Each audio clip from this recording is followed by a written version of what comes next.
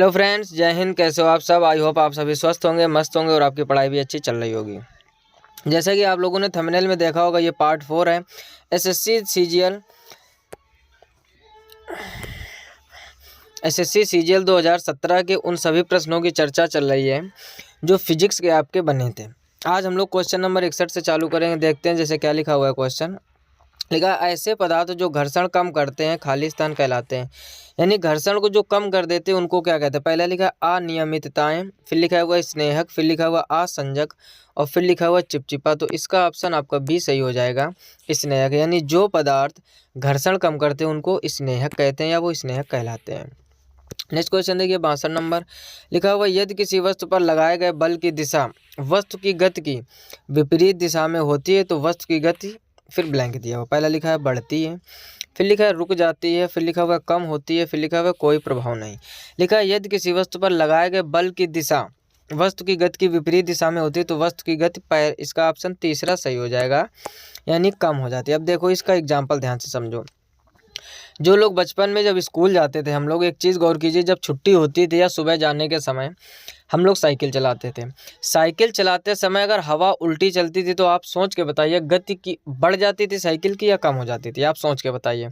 यानी अगर आप पूर्व से पश्चिम की ओर जा रहे हो और हवा पश्चिम से पूर्व की ओर चल रही है तो इसका मतलब ये विपरीत हो गया, और विपरीत में गति हमेशा स्लो, यानी बहुत ज़्यादा ताकत लगाना पड़ता था तब साइकिल हमारी आगे बढ़ती थी। तो यहीं से आप समझ सकते हो कि जो वस्तु की गति है वो कैसी हो जाती है, कम हो जाती है। नेक्स्ट क्वेश्चन देखिए। नेक्स्ट क्वेश्चन 63 नंबर लिखा हुआ है। लिखा है, त्वरण का SI मात्रक फिर खाली स्थान है। पहला लिखा है मीटर प्रति वर्ग सेकेंड, फिर लिखा है मीटर प्रति सेकेंड, फिर लिखा है सेकेंड प्रति मीटर, फिर लिखा है सेकेंड प्रति वर्ग मीटर। तो त्वरण का जो मात्रक होता है वो होता है मीटर प्रति सेकेंड स्क्वायर। अब मीटर को तो मीटर ही लिखा है, सेकेंड स्क्वायर को इसमें वर्ग सेकेंड लिख दिया गया, तो उससे कोई दिक्कत नहीं। ऑप्शन इसका आपका पहला सही हो जाएगा। यानी त्वरण का SI मात्रक क्या होता है, मीटर प्रति वर्ग सेकेंड। नेक्स्ट क्वेश्चन देखिए 64 नंबर।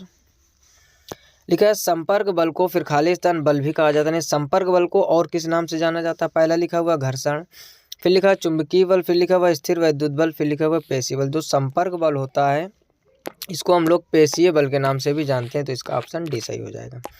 नेक्स्ट क्वेश्चन देखिए 65 नंबर। लिखा हुआ, दो सतहों के बीच लगने वाला घर्षण बल बढ़ता है यदि।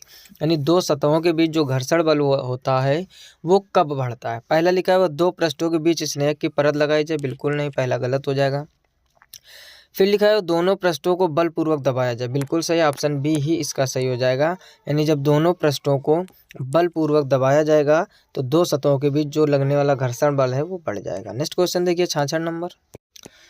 66 नंबर में लिखा है, समतल दर्पण द्वारा बनने वाले जिस प्रतिबिंब को पर्दे पर प्राप्त नहीं किया जा सकता उसे क्या कहते हैं? पहला लिखा आभासी प्रतिबिंब, फिर लिखा वास्तविक प्रतिबिंब, फिर लिखा उल्टा प्रतिबिंब, फिर लिखा सीधा प्रतिबिंब। तो इसका ऑप्शन आपका ए सही हो जाएगा, आभासी प्रतिबिंब। ठीक है, दर्पण में ये सब चीज़ें ढंग से पढ़ाई गई थी इसके पहले वाले लेक्चर में। यानी कहने का मतलब जो आभासी प्रतिबिंब होते हैं उनको पर्दे पर कभी भी नहीं प्राप्त किया जा सकता, वास्तविक प्रतिबिंब को पर्दे पर प्राप्त किया जा सकता है। इस वजह से पूछा गया था आपसे कि कौन सा प्रतिबिंब जो पर्दे पर प्राप्त नहीं किया जा सकता, तो पहला ऑप्शन सही हो जाएगा, यानी आभासी प्रतिबिंब। नेक्स्ट क्वेश्चन देखिए 67 नंबर। लिखा, चुंबक द्वारा लगाया गया बल फिर खाली स्थान लिखा का एक उदाहरण है। पहला लिखा असंपर्क बल, फिर लिखा पेशीय बल, फिर लिखा संपर्क बल, फिर लिखा स्थिर वैद्युत बल। तो इसका ऑप्शन आपका ए सही हो जाएगा, असंपर्क बल। यानी जो चुंबक द्वारा लगाया गया बल वो कैसा होता है, असंपर्क। आप ये समझो, जब चुंबक में कोई लोहे की चीज़ चिपकती है या चुंबक के बगल में आप पास में लोहे का छर्रा या कोई भी छोटी लोहे की वस्तु रख दो तो चुंबक उसको बिना टच किए अपनी ओर खींच लेता है। यानी वो संपर्क में नहीं रहता है, तभी चिपका लेता है, अपनी ओर खींच लेता है। अर्थात चुंबक द्वारा जो बल लगाया जाता है वो होता है असंपर्क बल। आई होप आप इस एग्जाम्पल से आप समझ गए होंगे। नेक्स्ट क्वेश्चन देखिए 68 नंबर। लिखा हुआ, गति के दूसरे नियम के अनुसार किसी दिए हुए बल के लिए त्वरण वस्तु के फिर खाली स्थान के व्युत्क्रमानुपाती होती है। पहला लिखा घनत्व के, फिर लिखा आयतन के या बल के और या फिर द्रव्यमान के। तो अब इसके लिए आप समझिए फार्मूला क्या होता है, F बराबर ma। फार्मूला क्या होता है, F बराबर ma। अब इससे आप जब m प्रोपोर्शनल निकालोगे तो क्या हो जाएगा 1/a, यानी जो द्रव्यमान और जो त्वरण है वे एक दूसरे के व्युत्क्रमानुपाती हैं। क्वेश्चन आपसे पूछा गया जो त्वरण है वस्तु के किसके व्युत्क्रमानुपाती होता है, तो ऑप्शन इसका डी सही हो जाएगा, यानी द्रव्यमान के। F बराबर ma इस फार्मूले से आप समझ सकते हो और यहीं से निकाला जाता है। नेक्स्ट क्वेश्चन देखिए 69 नंबर लिखा है कमरों को गर्म रखने या खाना पकाने में उपयोग होने वाले विद्युत तापक में तारों की जो कुंडली होती है उसे खाली स्थान कहते हैं। पहला लिखा है परिपथ, फिर लिखा है अवयव, फिर लिखा है तंतु और फिर लिखा हुआ सेल। तो इसका ऑप्शन आपका बी सही हो जाएगा, यानी अवयव। यानी कमरों को गर्म रखने या खाना पकाने में उपयोग होने वाले विद्युत तापक में तारों की जो कुंडली होती है उसे अवयव कहते हैं। नेक्स्ट क्वेश्चन देखिए 70 नंबर लिखा है जब हम किसी मशीन का उपयोग करते हैं तो घर्षण से उत्पन्न ऊष्मा नष्ट हो जाती है। यह ऊष्मा फिर खाली स्थान के कारण उत्पन्न होती है। पहला लिखा हुआ जलना, फिर लिखा हुआ घर्षण, फिर लिखा हुआ दहन और फिर लिखा हुआ उपस्नेहन। तो इसका ऑप्शन आपका बी सही हो जाएगा, यानी घर्षण। यानी यह ऊष्मा घर्षण के कारण उत्पन्न होती है। नेक्स्ट क्वेश्चन देखिए 71 नंबर लिखा आपतित किरण आपतन बिंदु पर फिर खाली स्थान और परावर्तित किरण सभी एक तल में होते हैं। तो ध्यान से समझो, आपने पढ़ा होगा रूल, जैसे ये मान लो कोई दर्पण है, ठीक है ना, ये समतल दर्पण मान लिया, इस पर जो प्रकाश किरण पड़ती है बीचों बीच में अभिलंब होता है, ये होता है आपतित किरण और ये होती है परावर्तित किरण और बीच में अभिलंब। यानी ये वो बिंदु होता है जिसको हम लोग कहते हैं आपतन बिंदु, जो हमने यहाँ पर ग्रीन से दिखाया। अब ध्यान से समझो, आने वाली किरण को बोलते हैं आपतित किरण, टकरा कर जाने वाली किरण को बोलते हैं परावर्तित किरण, और जो बीचों बीच में लाइन दिख रही है वो होता है अभिलंब। यानी आपतित किरण और परावर्तित किरण और अभिलंब तीनों एक ही तल में होते हैं। अब यहाँ पर लिखा आपतित किरण आपतन बिंदु पर किसकी कमी, अभिलंब की। तो ऑप्शन सी इसका सही हो जाएगा, यानी आपतित किरण आपतन बिंदु पर अभिलंब और परावर्तित किरण सभी एक ही तल में होते हैं। यह है परावर्तन, जो आपने क्लास 12th में या 10th में पढ़ा होगा। नेक्स्ट क्वेश्चन देखिए 72 नंबर लिखा है किसी वस्तु की एक समान सरल रेखीय गति के दौरान समय के साथ खाली स्थान नियत रहता है। पहला लिखा समय, फिर लिखा वेग, फिर लिखा त्वरण और फिर लिखा दूरी। तो ऑप्शन इसका बी सही हो जाएगा, यानी किसी वस्तु की एक समान सरल रेखीय गति के दौरान समय के साथ वेग नियत रहता है। क्या रहता है, वेग। नेक्स्ट क्वेश्चन देखिए 73 नंबर लिखा हुआ है रेटिना पर बने प्रतिबिंब का प्रभाव लगभग खाली स्थान सेकंड तक बना रहता है, यानी कितने सेकंड तक बना रहता है। पहला लिखा 1/10वां, फिर लिखा 1/8वां, फिर लिखा 1/16वां, फिर लिखा 1/5वां। तो इसका ऑप्शन आपका सी सही हो जाएगा, 1/16वां। यानी रेटिना पर बने प्रतिबिंब का प्रभाव लगभग 1/16वां सेकंड तक बना रहता है। नेक्स्ट क्वेश्चन देखिए 74 नंबर लिखा है अवतल दर्पण द्वारा पर्दे पर बनने वाले प्रतिबिंब को क्या कहा जाता है। ध्यान से समझो, अवतल दर्पण द्वारा पर्दे पर बनने वाले प्रतिबिंब को क्या कहा जाता है, आभासी प्रतिबिंब, फिर लिखा वास्तविक प्रतिबिंब, फिर लिखा उल्टा, फिर सीधा। अभी ऊपर क्वेश्चन की चर्चा की कि वास्तविक प्रतिबिंब को पर्दे पर प्राप्त किया जा सकता है, आभासी को नहीं प्राप्त किया जा सकता। उसी का दूसरे वर्जन का क्वेश्चन पूछा है जो अभी ऊपर था, यानी कह रहा है अवतल दर्पण द्वारा पर्दे पर बनने वाले प्रतिबिंब को क्या कहा जाता है, तो उसको कहा जाता है वास्तविक प्रतिबिंब। ऑप्शन बी सही हो जाएगा।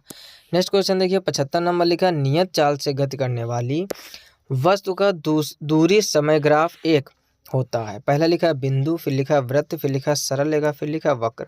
तो इसका ऑप्शन आपका सी सही हो जाएगा, यानी नियत चाल से गति करने वाली वस्तु का दूरी समय ग्राफ एक सरल रेखा होता है। क्या होता है, एक सरल रेखा। नेक्स्ट क्वेश्चन देखिए लिखा अगर कोई वस्तु वृत्तीय पथ पर एक समान फिर खाली स्थान से चलती है तो उसकी गति को एक समान वृत्तीय गति कहते हैं। तो इसका ऑप्शन पहला ही सही हो जाएगा, चाल।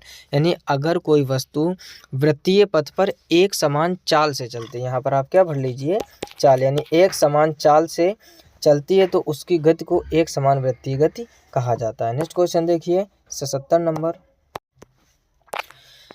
नंबर में लिखा है समतल दर्पण द्वारा बनने वाला प्रतिबिंब खाली स्थान होता है। पहले लिखा है लंबवत परिवर्तन, फिर लिखा है वास्तविक प्रतिबिंब, फिर लिखा है पार्श्व परिवर्तन, फिर लिखा है बड़ा प्रतिबिंब। तो इसका ऑप्शन आपका सी सही हो जाएगा, पार्श्व परिवर्तन। आप समझ लीजिए पार्श्व परिवर्तन क्या होता है। पार्श्व परिवर्तन वो होता है जिसमें बायां भाग दाईं ओर, यानी लेफ्ट वाला दिखता है राइट की तरफ और राइट वाला दिखता है लेफ्ट की तरफ, यानी बायां भाग दाईं ओर और दायां भाग बाईं ओर दिखाई देता है। आप लोगों ने देखा होगा एम्बुलेंस में जो आगे का मेन शीशा होता है वहाँ पर एम्बुलेंस उल्टा लिखा होता है, ताकि जो आगे ड्राइवर गाड़ी चला रहा है उसको एम्बुलेंस सीधा दिखाई दे। क्योंकि समतल दर्पण में क्या होता है, कोई भी दर्पण हो एक तरह से समतल दर्पण में पार्श्व उत्क्रमण होता है। जैसे अगर आप हाथ में कुछ लिखकर शीशे के सामने करोगे तो उसमें वो उल्टा दिखाई देगा। आई होप आप हमारी बात समझ गए होगे, घर में प्रैक्टिकल भी कर सकते हो। यानी समतल दर्पण जो होता है वो प्रतिबिंब को हमेशा उल्टा बनाता है। उल्टा का मतलब लेफ्ट वाला राइट की ओर और राइट वाला लेफ्ट की ओर, इसी को कहते हैं पार्श्व परिवर्तन। तो पूछा गया समतल दर्पण द्वारा बनने वाला प्रतिबिंब होता है तो वो कैसा होता है, पार्श्व परिवर्तन होता है। नेक्स्ट क्वेश्चन देखिए 78 नंबर लिखा उत्तल और अवतल दर्पण किसके उदाहरण है। पहला लिखा समतल दर्पण, फिर लिखा गोलीय दर्पण, फिर लिखा उल्टा दर्पण, फिर लिखा सीधा दर्पण। तो गोलीय दर्पण के उदाहरण है, ऑप्शन 20 का सही हो जाएगा। हमने पहले जब साइंस पढ़ाई थी आपको, जो हमने बोर्ड पे आपको साइंस पढ़ाई है, वहाँ पर आपने देखा होगा परावर्तन, अपवर्तन, दर्पण, ये सारी चर्चा की गई। अगर आपने वो वीडियो नहीं देखे हैं तो चैनल की प्लेलिस्ट में जाकर वहाँ से जरूर विजिट कीजिए। फिलहाल मैं यहाँ भी समझ लेते। देखो सबसे पहले तो दर्पण समझो। दर्पण क्या होता है, जब किसी समतल कांच या गोलीय कांच, कैसी भी कांच हो, यानी कांच का एक टुकड़ा हो जिसके एक तरफ पारे अथवा चांदी की कलाई तथा उसके ऊपर लोहे के लाल ऑक्साइड का पेंट कर दिया जाता है, तो दूसरी तरफ का पृष्ठ परावर्तक पृष्ठ बन जाता है, जिसे हम लोग दर्पण कहते हैं। फिर आता है दर्पण के प्रकार। तो बहुत सारे लोग गलती करते हैं, दर्पण के कोई 3 प्रकार बताता है, कोई 4, कोई 5। दर्पण के मात्र 2 प्रकार होते हैं, एक समतल दर्पण और एक गोलीय दर्पण। अब जैसे ही हमने 2 प्रकार बोला होगा, बहुत से स्टूडेंट के मन में ये आ गया होगा 2 दर्पण, एक उत्तल दर्पण एक अवतल दर्पण। सबसे बड़ी गलती आज के ज़माने में स्टूडेंटों से यही होती है। यानी दर्पण कितने प्रकार के, तुरंत उनके मन में आता है 2 प्रकार, उत्तल और अवतल। लेंस में ये नियम लगता है, ध्यान दीजिए जरा आप। दर्पण होते तो 2 प्रकार के, लेकिन एक समतल दर्पण एक गोलीय दर्पण। अब मन में विचार आ रहा होगा फिर उत्तल और अवतल कहाँ गए, तो आप ध्यान से समझिए। उत्तल और अवतल दर्पण ये गोलीय दर्पण के प्रकार होते हैं। यहाँ पर उत्तल मान लीजिए और यहाँ पर अवतल। यानी दर्पण के प्रकार पूछे तो 2 समतल दर्पण और गोलीय दर्पण, गोलीय दर्पण के फिर 2 उत्तल दर्पण और अवतल दर्पण। ऐसे आप समझ लीजिए कि दर्पण के 2 लड़के, एक समतल और एक गोलीय, फिर गोलीय दर्पण के 2 लड़के उत्तल और अवतल। इस तरीके से आप ध्यान रखिए, ये दर्पण की फैमिली है। अगर बहुत से लोग गलत क्या करते हैं, दर्पण के 4 प्रकार बता देंगे, एक समतल, एक गोलीय, एक उत्तल और एक अवतल। बहुत से लोग 3 बताते हैं कि दर्पण 3 प्रकार के होते हैं, समतल दर्पण, उत्तल दर्पण, अवतल दर्पण। तो थोड़ा कहते हैं ना, आ little knowledge is a dangerous thing. या तो आप बिल्कुल ना उसके बारे में जानकारी हो तो सही है, या तो फिर जानकारी ढंग से होनी चाहिए। अगर आपको थोड़ा बहुत नॉलेज है तो वो हमेशा एग्जाम में आपका रुकावट बनेगा और आपका रिटन क्वालिफाई करने में हमेशा परेशानी होगी, ये समझ लीजिए आप। आई होप आप पूरी बात समझ गए होंगे। यहाँ पर आपसे पूछा गया था कि उत्तल दर्पण और अवतल दर्पण किसके उदाहरण है, तो ऑप्शन 20 का सही हो जाएगा, गोलीय दर्पण के। नेक्स्ट क्वेश्चन देखिए 79 नंबर लिखा है तरलों द्वारा लगाए गए घर्षण बल को खाली स्थान कहते हैं। पहला लिखा है कर्षण, फिर लिखा है उत्प्लावकता, फिर लिखा है उत्प्रेक्षेप, फिर लिखा है संवहन। तो इसका ऑप्शन ए सही हो जाएगा, कर्षण। यानी तरलों द्वारा लगाए गए घर्षण बल को कर्षण कहते हैं।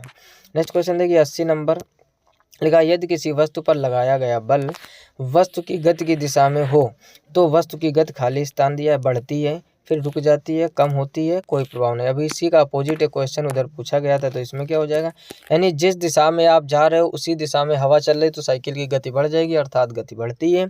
अगर हवा उल्टी दिशा में हो जाए तो गति कम हो जाती, जो कि अभी क्वेश्चन पूछा गया था। नेक्स्ट क्वेश्चन देखिए 81 नंबर लिखा है घर्षण संपर्क में आने वाले 2 पृष्ठों की खाली स्थान के कारण होता है। पहला लिखा अनियमितताओं, फिर लिखा है चिकनाई, फिर लिखा हुआ घनत्व, फिर लिखा हुआ अंतराल। तो इसका ऑप्शन आपका ए सही हो जाएगा, अनियमितताओं। यानी घर्षण संपर्क में आने वाले 2 पृष्ठों की अनियमितताओं के कारण होता है। नेक्स्ट क्वेश्चन देखिए 82 नंबर लिखा हुआ स्वतंत्र रूप से गिर रही एक वस्तु की गति खाली स्थान गति का उदाहरण है। यानी जो स्वतंत्र रूप से वस्तु गिरती है वो वस्तु की किस गति का उदाहरण है। पहले लिखा एक समान त्वरित, फिर लिखा असमान त्वरित, फिर लिखा स्थिर वेग, फिर लिखा स्थिर चाल। तो इसका ऑप्शन आपका ए सही हो जाएगा, एक समान त्वरित।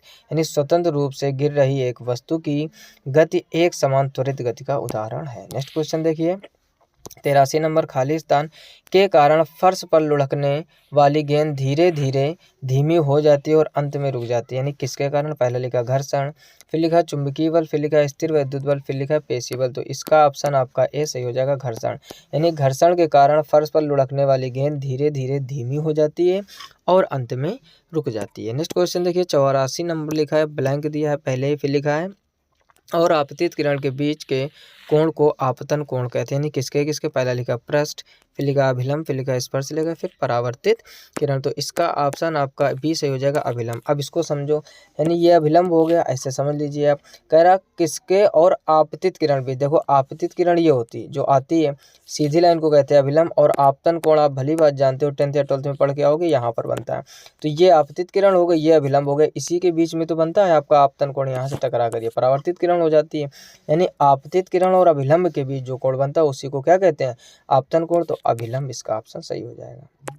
नेक्स्ट क्वेश्चन देखिए 85 नंबर, लिखा है किसी वस्तु की विराम अवस्था को खाली स्थान चाल की अवस्था माना जाता है, बढ़ती हुई, फिर लिखा कम होती हुई, फिर लिखा विपरीत, फिर लिखा शून्य। ऑप्शन डी सही हो जाएगा। यानी किसी वस्तु की विराम, ध्यान से समझो, विराम का मतलब रुका हुआ मतलब शून्य, यानी किसी वस्तु की विराम अवस्था को शून्य चाल की अवस्था माना जाता है। नेक्स्ट क्वेश्चन देखिए 86 नंबर, लिखा है ग्रहों की गति को बताने वाले नियमों को खाली स्थान कहा जाता है। पहला लिखा न्यूटन के नियम, फिर लिखा कैपलर के नियम, फिर लिखा अवोगाद्रो के नियम, फिर मार्गन के नियम। इसका ऑप्शन आपका भी सही हो जाएगा, आसान सा है कि ग्रहों की गति को किसने बताया था, कैपलर ने, कैपलर के नियम। अब इतने ही थे 86 क्वेश्चन, यानी SSC CGL 2017 में आपके 86 क्वेश्चन फिजिक्स के बने थे, जिसकी चर्चा हम लोग 4 वीडियो में कर चुके हैं। ये था पार्ट 4। अगर आपने 3 पार्ट इसके पहले के नहीं देखे हैं तो लिंक उनका नीचे डिस्क्रिप्शन में मिल जाएगा, या फिर आप चैनल की प्लेलिस्ट में जाकर वहाँ से विजिट कर सकते हैं। इसी तरीके मेहनत करते रहिए। जितने भी SSC वाले छात्र, केवल CGL के लिए ही ये नहीं इम्पोर्टेंट है, बल्कि SSC CGL CHSL CPO MTS कोई भी एग्ज़ाम हो, SSC GD सब में GS जहाँ जहाँ आती, जनरल साइंस सबके लिए महत्वपूर्ण। जितना हो सके अपने दोस्तों में शेयर ज़रूर कीजिए, ताकि उन लोगों को भी ये फिजिक्स के कलेक्शनों का या फिजिक्स के क्वेश्चनों का कलेक्शन मिल सके। आई होप आप पूरी बात समझ गए होंगे। और साथ ही साथ एक बात और कहेंगे आपसे हम कि इसका नोट्स ज़रूर बनाइए।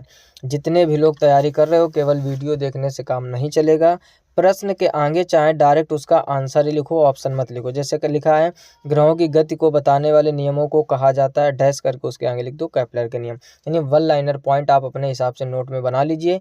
जितने भी प्रीवियस ईयर हैं 2022 के करवा चुके हैं हम, 2021 के हो चुके, 2020 के हो चुके, 2019 के हो चुके, 2018 के हो चुके हैं, 2017, और अब हम लोग कल से चालू करेंगे 2016 के प्रश्नों, यानी जो 2016 में SSC CGL में फिजिक्स के आए थे उन सभी प्रश्नों की चर्चा करेंगे। तो जितना हो सके अपने दोस्तों में ज़रूर शेयर कीजिए।